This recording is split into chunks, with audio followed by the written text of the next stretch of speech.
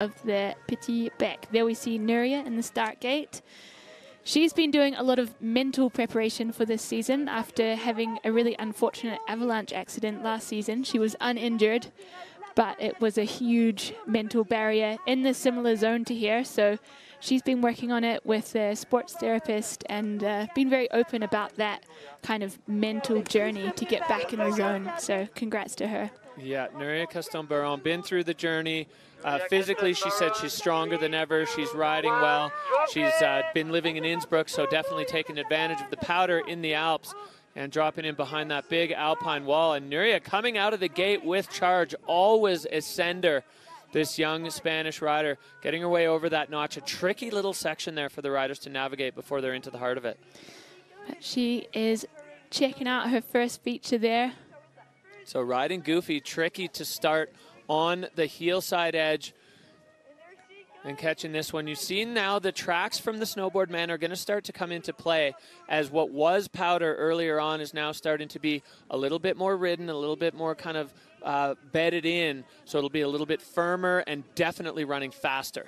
And she's lining up the Fashionat closeout here, finding her takeoff, landing solid onto the heel side. Oh, but coming unstuck on the toe side. Yeah, it looks like as she was laying into that toe side edge, her board just dropped about a half a meter and maybe into somebody else's track or a bomb hole from a higher feature that was taken by an earlier rider. But Núria still moving fluidly down the face here as she gets herself lined up above the tester's nose through this section. Still overexposure. And take some airtime there, riding out with some pace. You can almost sense a visible sense of release when the riders get out from the exposure and onto the powder apron. You can see the shoulders come down a little bit of like, you can release some of the tension because there's no more rocks underneath you, and you could really almost see the body language of Núria there. So just motoring her way down the shifty at the bottom as she drops below the ridge, and she's going to carve through the finish gate. You can see that's been kind of rippled from some of the other riders throwing the board sideways in the finish. Scream of relief from Núria. Yeah, she's done amazing to get herself into the start gate and put down a run. Having a big smile. Trying to catch her breath. It's so physical riding down this huge mountain as we take a look back here at Núria's run.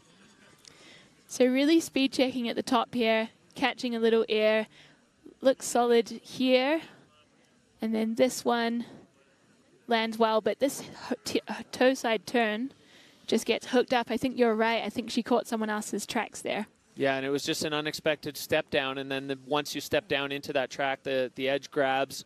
And your face is on the snow. Yeah, and holding on, I got to give her credit. I think that's probably due to a massive amount of sit-ups and squats that she was able to hold on to that by just being physically strong. You can see the line tracker there. Núria just catching her breath. Physical work, walking all the way up and then shredding all the way back down. Now waiting for the scores. This is going to set the bar for the snowboard women's field, this first score. So it'll be a bit of a baseline score, and we know there was an issue in Núria's run. So a 68, you can see, come saw on that one. But that's going to be the bar now that the other riders are aiming for, and perfection is going to be the game today for the snowboard women, as for all the categories. If you can lace a perfect run,